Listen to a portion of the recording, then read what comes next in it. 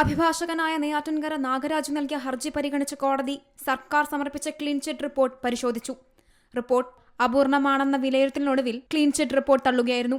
ഈ മാസം 30-ന് പരാതിക്കാരന്റെ മൊഴിയെടുക്കാനും കോടതി തീരുമാനിച്ചു. അജിത് കുമാർ ഭാര്യ സഹോദരനുമായി ചേർന്ന് സെന്റിന് 70 ലക്ഷം വിലയുള്ള ഭൂമി കവടിയാറിൽ വാങ്ങിയെന്നായിരുന്നു ആരോപണം.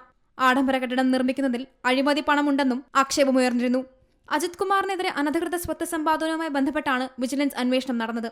പ്രത്യേക വിജിലൻസ് അന്വേഷണ സംഘമാണ് അജിത് കുമാറിന് ക്ലീൻ ചിറ്റ് നൽകിയത്. അജിത് കുമാറിന് ക്ലീൻ ചിറ്റ് നൽകുന്ന റിപ്പോർട്ടിൽ മുഖ്യമന്ത്രി ഒപ്പിടുകയും ചെയ്തിരുന്നു. നേരത്തെ ഈ റിപ്പോർട്ട് കോടതിയിൽ ഹാജരാകാത്ത വിജിലൻസ് നടപടിക്കെതിരെ കോടതി വിമർശനം ഉന്നയിച്ചിരുന്നു.